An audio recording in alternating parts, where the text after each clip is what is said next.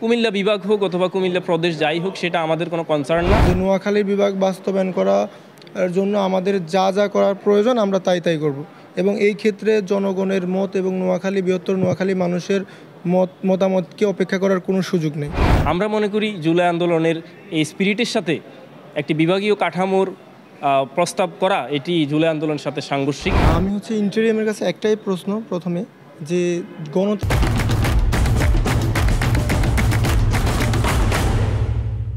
রাষ্ট্রে জনগণের মত অপেক্ষা করে তো কোনো সিদ্ধান্ত নেওয়া যায় না।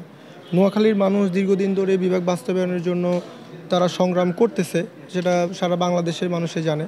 তো সেক্ষেত্রে তারা যদি কোনো একটা সিদ্ধান্ত নেয় সেক্ষেত্রে তো এটা জনমতের একটা উপেক্ষা করা হয়। হ্যাঁ, তারপরে আমাদের বুঝতে হবে যে আমরা কেন নোয়াখালী বিভাগ চাচ্ছি। নোয়াখালীর সাংস্কৃতিক, অর্থনৈতিক এবং ভৌগোলিক অবস্থান তো আমাদের বুঝতে হবে। তো তারা যদি কুমিল্লাকে তারা বিভাগ বাস্তবায়ন করে, সেক্ষেত্রে আমরা দেখতে পাই যে কুমিল্লা থেকে ঢাকার যে দূরত্ব এবং বর্তমানে কুমিল্লা ঢাকা চিটাগাং হাইওয়ের একটা মধ্যস্থল। তো সেক্ষেত্রে কুমিল্লা এমনিতে উন্নত এবং তাদের প্রশাসনিক অবকাঠামো সব কিছুই তাদের আছে। তো সেক্ষেত্রে আসলে আমাদের নোয়াখালী অর্থনৈতিক দিকে নোয়াখালীর মানুষ ধনী হলেও কিন্তু আমরা আসলে প্রশাসনিক দিক দিয়ে অন্যান্য গভর্নমেন্টের সুযোগ সুবিধার দিক দিয়ে আমরা অনেক পিছিয়ে পড়ে রয়েছি। তো সেক্ষেত্রে আসলে আমাদের যদি বিভাগ বাস্তবায়ন হতো তাহলে নোয়াখালীর মানুষ যে ধরনের সেবা থেকে, সরকারি সেবা থেকে যে বঞ্চিত হচ্ছে, তো সেটা আমার মনে হয় যে তারা নোয়াখালী জনগণ সেই কাঙ্ক্ষিত সেবা পাইতো গভর্নমেন্ট থেকে। তো আরেকটা বিষয় হচ্ছে যে যেহেতু নোয়াখালী থেকে কুমিল্লার যে যাতায়াত দূরত্ব এবং চট্টগ্রাম থেকে নোয়াখালী যে দূরত্ব প্রায় সেম একই রকম। তো গভর্নমেন্ট যদি এখন নোয়াখালী অথবা এই অঞ্চলে নতুন একটা বিভাগ দেয়, যদি জনগণের সুবিধার জন্য যদি বিভাগটা দেওয়া হয়, তাহলে সেক্ষেত্রে নোয়াখালীর মানুষ অথবা বৃহত্তর নোয়াখালীর মানুষ সুবিধাটা কীভাবে পাবে আমাদের আসলে বোধগম্য নয়। তো ইন্টেরিয়াম অথবা যে কোনো সরকার, যে গণতান্ত্রিক রাষ্ট্রে আসলে জনগণের মতামত নেওয়াটাই তাদের উচিত। তো সেক্ষেত্রে আমি ইন্টেরিয়ামকে বলবো যে যেহেতু নোয়াখালীর মানুষ গণ আন্দোলন করতেছে নোয়াখালী বিভাগের জন্য, এবং তারা আসলে এই ক্ষেত্রে জনমতের সিদ্ধান্তকে উপেক্ষা করার কোনো সুযোগ নেই। আমরা নোয়াখালীর মানুষ, আমরা নোয়াখালীর কমিউনিটি এবং নোয়াখালী বিভাগ বাস্তবায়ন কমিটি থেকে আমরা বলতে চাচ্ছি যে নোয়াখালী বিভাগ বাস্তবায়ন করার জন্য আমাদের যা যা করার প্রয়োজন আমরা তাই করব এবং এই ক্ষেত্রে জনগণের মত এবং বৃহত্তর নোয়াখালী মানুষের মতামতকে অপেক্ষা করার কোনো সুযোগ নেই। আজকে আসলে আমরা নোয়াখালী বিভাগ, বিমানবন্দর ও সিটি কর্পোরেশন বাস্তবায়ন সংগ্রাম পরিষদের পক্ষ থেকে এবং নোয়াখালী কমিউনিটি আন্দোলনের পক্ষ থেকে আজকে জাতীয় ঐক্যমত কমিশনের আজকের এই প্রোগ্রামে আমরা এসেছি। আমরা এখানে জানতে চেয়েছি ঐক্যমত কমিশনে যারা উপস্থিত ছিলেন তাদের মধ্যে বিভিন্ন রাজনৈতিক নেতৃবৃন্দ এবং ঐক্যমত কমিশনের সদস্য যারা ছিলেন, জনাব বদিউল আলম মজুমদার স্যার এবং আলী রিয়া স্যার সহ যারা এখানে উপস্থিত ছিলেন তাদের সাথে আমরা একটু মত বিনিময় করতে চেয়েছিলাম এবং কয়েকজনের সাথে আমরা কথাও বলেছি।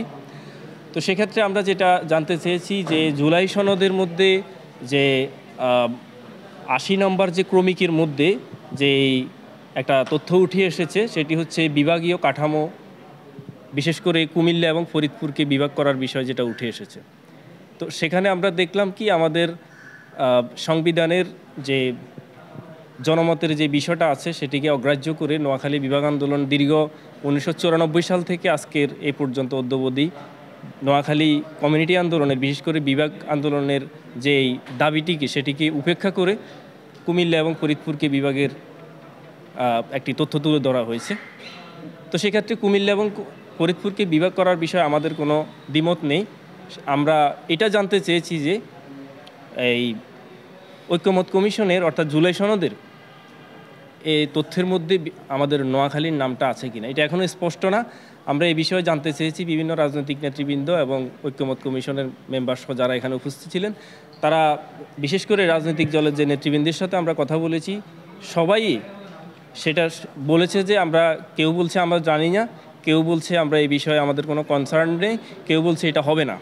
তো সেক্ষেত্রে যদি বৃহত্তর নোয়াখালীবাসী, বিশেষ করে বৃহত্তর নোয়াখালীর 1 কোটি মানুষের এই প্রাণের দাবিগুলোকে এবং দীর্ঘদিনের যে দাবি, এই দাবিগুলোকে উপেক্ষা করে যদি ঘুমের মধ্যে রেখে যে অর্থাৎ আমাদেরকে গোপনে যদি কোনো ধরনের কোনো সিদ্ধান্ত, কোনো অফিস আদেশ, কোনো অধ্যাদেশ যদি জারি করা হয়, তাহলে সেক্ষেত্রে আমি বলবো যে একটি আঞ্চলিক অস্থিরতা সৃষ্টি হবে এবং বৃহত্তর নোয়াখালীর 1 কোটি মানুষের প্রাণের দাবিকে উপেক্ষা করে জুলাই সনদের মধ্যে যেটা উল্লেখ করা হয়েছে এটি আসলে একরকম হঠকারিতার শামিল আমরা মনে করি। তো সেক্ষেত্রে জুলাই স্পিরিট, যে জুলাই আন্দোলন সংগঠিত হয়েছিল বাংলাদেশে 24-এর গণ অভ্যুত্থান। আমরা মনে করি জুলাই আন্দোলনের এই স্পিরিটের সাথে একটি বিভাগীয় কাঠামোর প্রস্তাব করা এটি জুলাই আন্দোলনের সাথে সাংঘর্ষিক, জুলাই আন্দোলনের স্পিরিটের সাথে সাংঘর্ষিক। আমরা এটিকে প্রত্যাখ্যান করলাম এবং আমরা এটু চাই কুমিল্লা বিভাগ হোক অথবা কুমিল্লা প্রদেশ যাই হোক সেটা আমাদের কোনো কনসার্ন না, বাট কোনো কিছু অস্পষ্ট রেখে যাতে আমাদের বৃহত্তর নোয়াখালীবাসী এই জিনিসটা জানতে পারে যে কুমিল্লা। আমরা ইতিমধ্যে সুপ্রিম কোর্টের আইনজীবীর মাধ্যমে ঐক্যমত কমিশনকে একটি আইনি নোটিশ দিয়েছি এবং 7 দিনের মধ্যে যদি এটার পূর্ণাঙ্গ ফলাফল আমরা না পাই বা এটার কোনো ফিডব্যাক আমরা না পাই সেক্ষেত্রে আমরা একটি রিট করব, তার পরবর্তীতে আমরা কার্যক্রম আগাবো। আমরা জানতে চেয়েছি, ঐক্যমত কমিশনে এসেছি, আমরা কথা বলেছি, আমরা কোনো মানে আশানুরূপ কোনো ফিডব্যাক পাই নাই। তবে যেটা পেয়েছি সেটি তারা রাজনৈতিক নেতৃবৃন্দ এবং ঐক্যমত কমিশন তারা সেটির ক্ষেত্রে অবগত নয় বলে আমাদেরকে জানিয়েছেন। কিন্তু আমরা দেখলাম যে জুলাই সনদ যেটা উল্লেখ করা হয়েছে, জুলাই সনদ যেটা আছে এই জুলাই সনদের মধ্যে এটি উল্লেখ করার প্রেক্ষিতে আমরা এসেছি, কথা বলেছি। আমরা আশা করব আমাদের এই অন্তর্বর্তীকালীন সরকার এমন কোনো সিদ্ধান্ত নেবে না পরবর্তীতে যাতে আঞ্চলিক অস্থিরতা সৃষ্টি হতে পারে এবং সংঘর্ষের উদ্ভব করতে পারে। এমনিতে দেশের যে টালমাটাল পরিস্থিতি, আমরা চাই না আরও একটি অস্থিতিশীল পরিস্থিতি সৃষ্টি হোক। আমরা অন্তর্বর্তীকালীন সরকার এবং পরবর্তী রাজনৈতিক সরকার যেই আসবে আমরা আমাদের রাষ্ট্রীয় আইনকানুন মেনে, রাষ্ট্রের যেই আইন আছে সেটা আমরা মেনে আমরা পরবর্তীতে আমরা আমাদের কার্যক্রম অব্যাহত রাখবো।